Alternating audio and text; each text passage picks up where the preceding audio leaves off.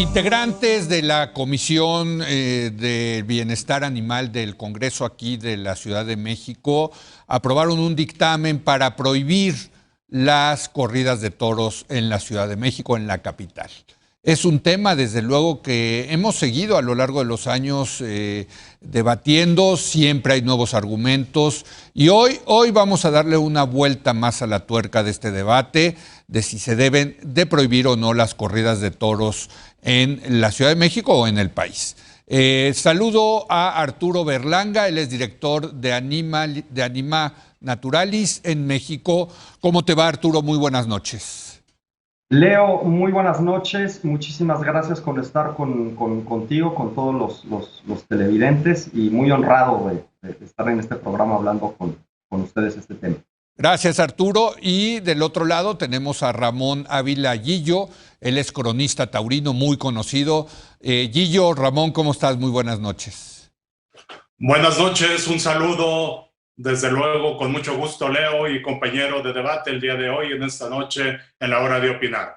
Muchas gracias, Ramón. Empecemos contigo, Arturo. ¿Por qué se deberían de prohibir las corridas de toros?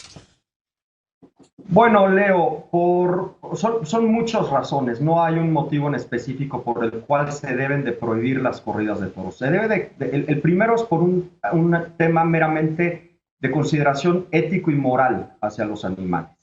Los animales no humanos, porque cabe destacar que nosotros, Leo, también somos animales, ¿sí? No hay una diferencia con los toros. Los toros, al igual que nosotros, tienen una plena conciencia, que ya incluso ese debate ya está muy rebasado. En el 2012 se hizo la declaratoria de Cambridge, donde un grupo internacional de científicos en neurociencia cognitiva, neurofisiología, neurofarmacología, concluyeron que los humanos no somos los únicos en poseer la base neurológica que da lugar a la conciencia. De hecho, esa declaratoria fue firmada en presencia de Stephen Hawking. No lo decimos los animalistas, lo dice la ciencia.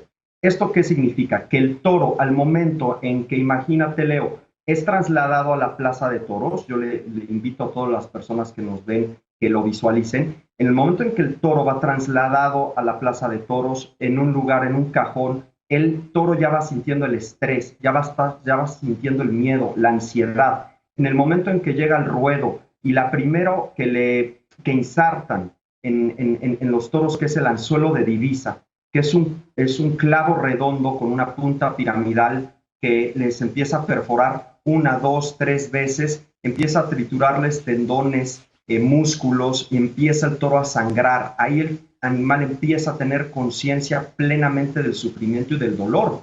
Empieza a sentir cómo se desangra, para después venir los 3 pares de banderillas, que es otra vez hacer cortes sobre esa misma herida, y esa misma herida donde empiezan a triturar, cortar y machacar muchas veces hasta el omóplato. Hasta el punto que llega al final de un periodo muy prolongado de tortura, la espada, lo que le llaman la estocada, pero no mueren en el instante los toros. En ese momento atraviesan el omóplato, atraviesan a veces los pulmones, y el toro empieza a ahogarse en su propia sangre, Leo.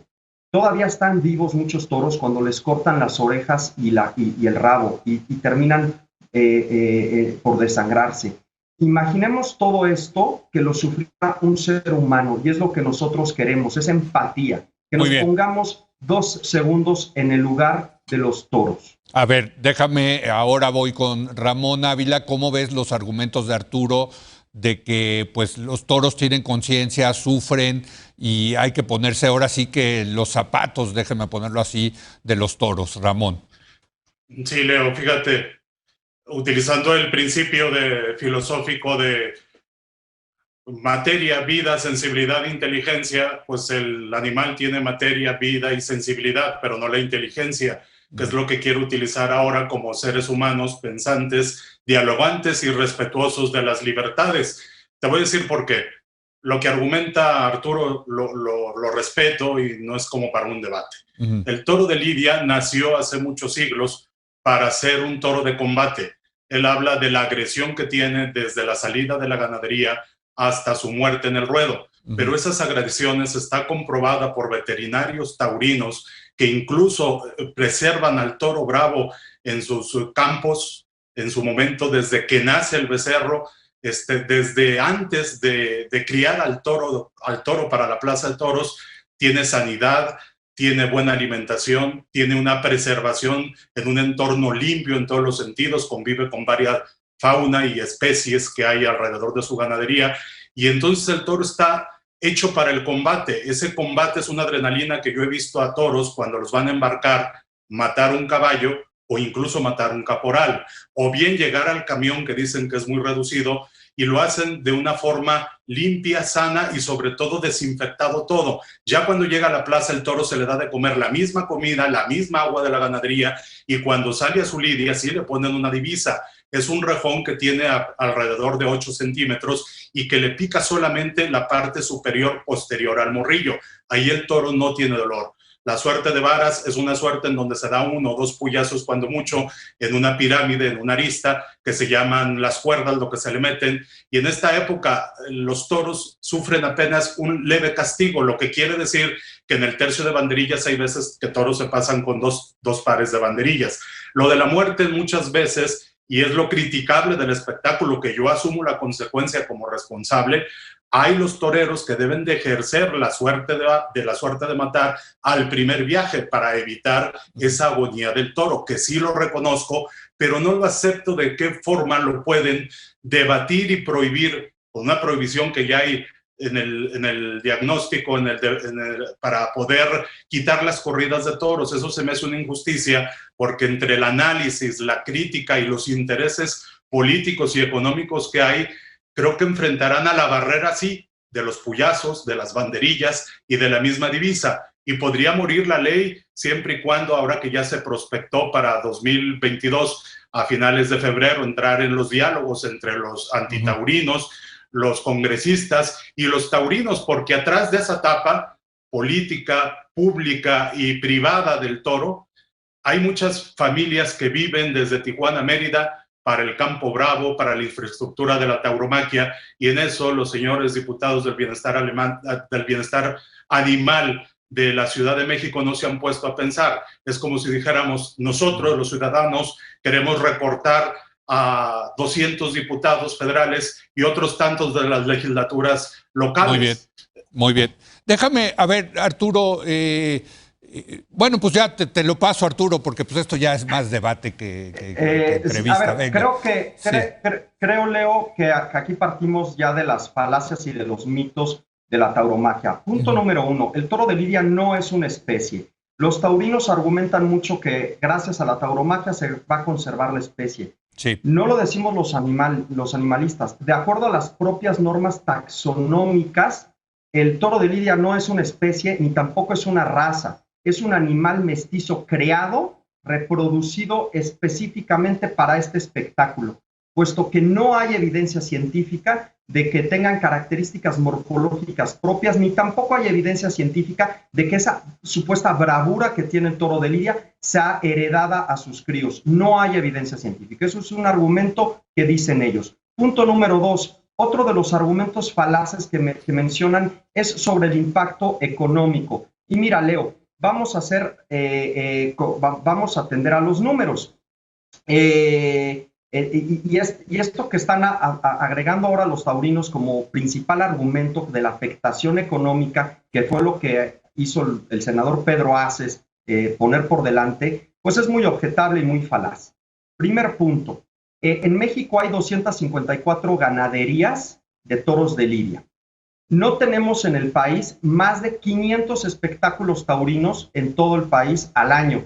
Esto, Leo, te da por racional que prácticamente cada ganadería de lidia pues participa en 2 eventos al año, ¿sí? Ahora, está también probado que muchos de los ganaderos de lidia no tienen como única actividad económica esa. Son agricultores, ganaderos de animales de consumo y tienen muchas otras, incluso hasta políticos como el senador Armando Guadiana, que es minero al carbón precisamente. Entonces, no es un empobrecimiento de este sector. He visto, perdón, Arturo, vi el otro día una estadística, decía 800,000 personas en México viven de la fiesta taurina de los toros.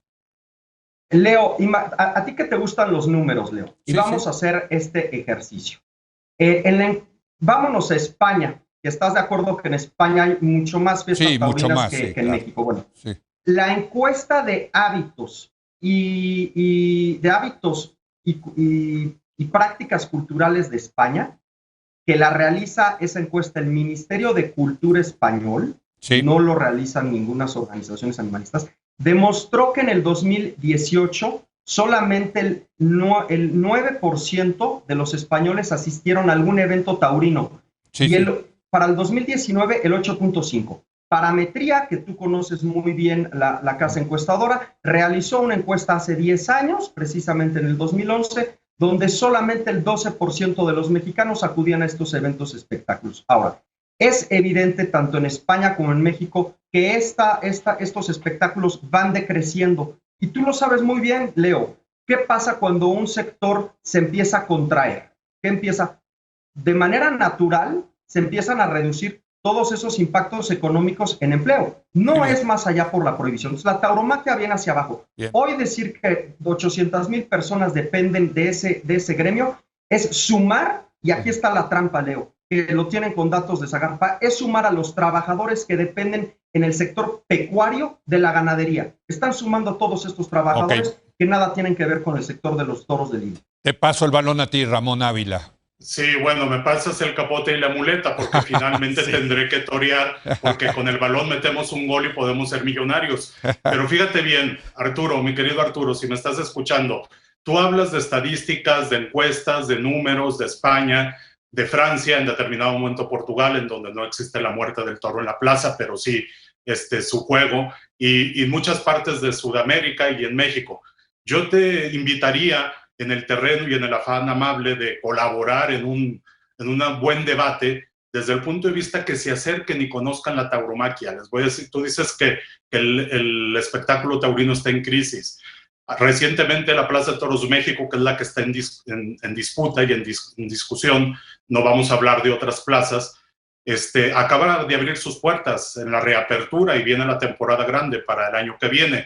Y hay fechas claves como la inauguración, el Día de la Virgen de Guadalupe, el 5 de febrero y otras fechas más en donde la industria del toreo comparte desde del interior del ruedo con el protagonista del toro, que atrás ya trae una cadena de subsistencia entre veterinarios, médicos, nutriólogos, gente del campo, gente que le provee todos los insumos al toro para el ganadero. Sí, dices bien, hay muchos empresarios, políticos, millonarios que tienen ganaderías, pero en sí el espectáculo es como el político que se acerca a un congreso, pues debe de nutrirse de diferentes fuentes, ¿no? Y cada uno en su disciplina. En el caso de las ganaderías, también hay proveedores de diferentes ramas. Entonces, eso es lo que estamos argumentando a los taurinos. Más allá de ver el debate en decir que le hacemos daño al toro y que tiene muerte pública en la plaza, hay una infraestructura económica en el país que, si tú revisas, Tijuana da toros en la Plaza de Toros Caliente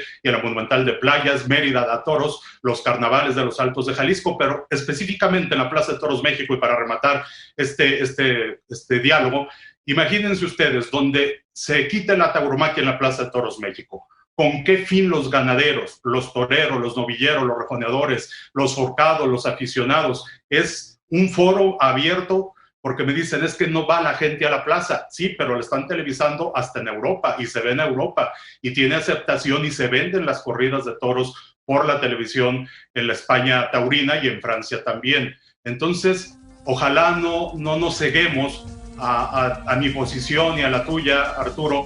Ojalá pudieras ir un día a una ganadería para que veas todo lo que hay alrededor. Yo te invito sanamente y ponemos de acuerdo, incluso con el mismo Armando Guadiana, para que él nos invite a su ganadería y puedas ver de viva voz el entorno del toro hasta que llega a la plaza. Ya el otro debate de la plaza en adelante lo podemos dialogar entre el sector profesional.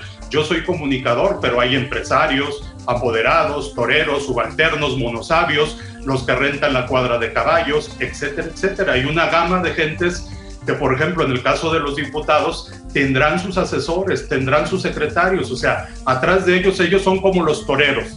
del espectáculo que dan la cara, pero atrás de ellos, imagínate, digamos, quiten al presidente de la Comisión del Bienestar Animal y a todos los que están atrás. Muy bien. Sé que queremos seguir este debate, pero me tengo que ir rápido a una pausa breve. Regresamos en un momento más.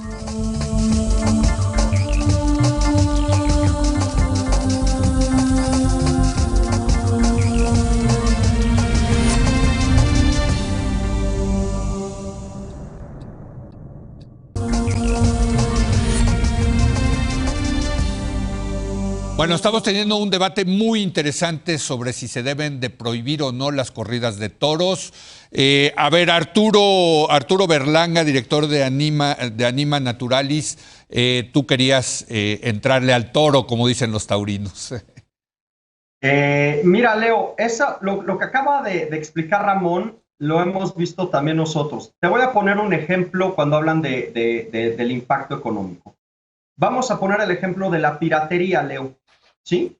La piratería, pues, es una actividad económica muy fuerte, ¿sí? Muchísimas personas, probablemente más que los que trabajan en la tauromaquia, viven de la piratería, ¿sí? No solamente en México, a nivel mundial. Sin embargo, ¿qué pasa? Que la piratería no es correcta e incluso es un ilícito. ¿Por qué? Porque está afectando los derechos de autor.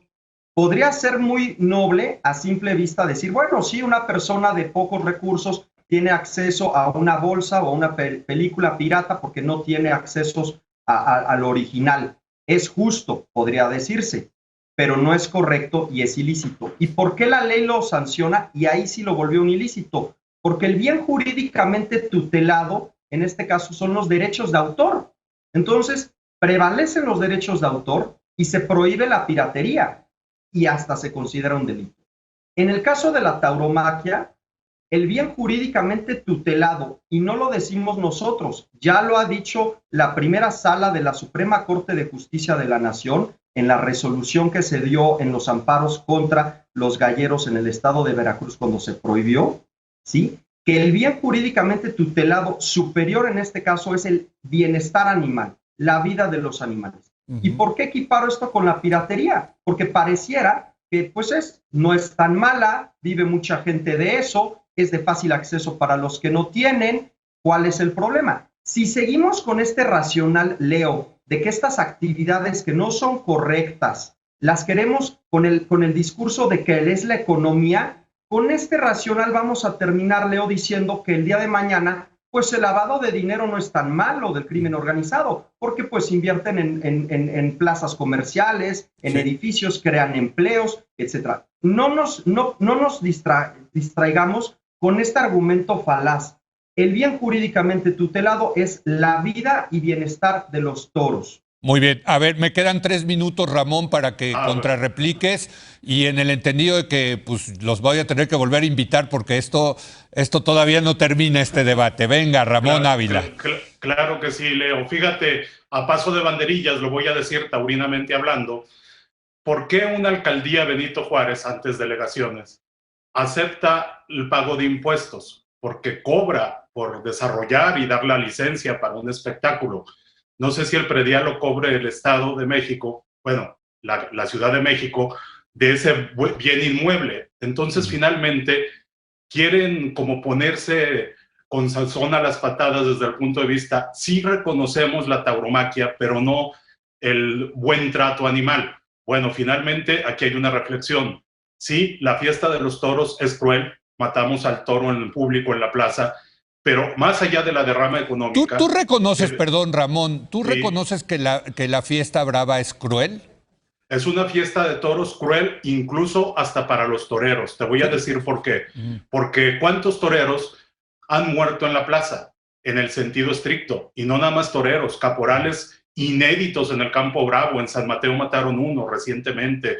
Y así en diferentes partes del mundo de los toros. O sea, el riesgo que tiene la profesión es totalmente absoluto y verdadero, porque el toro tiene exactamente 25 minutos desde que sale de la puerta de Toriles hasta el último, con la opción de darle el indulto. Y sí, es una fiesta cruel con el ser humano y con el toro. ¿Por qué? Porque el toro yo no estoy de acuerdo con Arturo, de que dice que es una especie. Tú ves a un toro de monta en la charrería y el toro de monta en la charrería no embiste al que lo monta. Sin embargo, le soltamos un toro bravo y pasa ahora mismo con los toros bravos que hay en los matacaballos. Esos toros se embisten y van defendiendo, porque sí tienen una casta y una bravura. Por eso te invito, mi querido Arturo, a que no sonrías, sino pensemos como seres humanos, que es lo que nos diferencia la inteligencia de los animales, para un bienestar correcto, sí, del animal, en su entorno en vida. Y cuando se cierra la cadena, ¿cuántos mataderos de puercos, de gallinas, de burros, de caballos, de cortes americanos que se comen aquí en México? Pues esa es otra de la faceta, pero no me quiero meter ahí. Yo digo que entremos en un diálogo en común, que no sea estéril y que no terminemos enfrentándonos por enfrentarnos, porque eso nos separa del toro bravo: la inteligencia, el raciocinio y desde luego la expresión verbal. Pues oigan, desgraciadamente quiero decirles que se me acabó el tiempo. Yo me quedo muy picado con este debate y les pido que lo retomemos pronto. Va a seguir siendo un tema, desde luego, en la medida en que haya estas iniciativas para prohibir las corridas de toro. Te agradezco mucho, Ramón. Muy buenas noches. Buenas noches y que estés bien, y ojalá que también escuches a los empresarios, a los toreros, a los ganaderos, porque de aquí a febrero este debate puede ser sólido, franco y sobre todo con educación. No, desde luego aquí invitaremos a todas las partes, desde luego también a Arturo. Arturo, buenas noches, gracias. Gracias, Leo, muy buenas noches por el programa, la invitación, y por supuesto encantado de regresar. Ramón, te mando un saludo y espero que nos sigamos viendo pronto. Antes de despedirlos, les adelanto que mañana vamos a tener un programón sobre Pedro Infante. No se lo pierdan.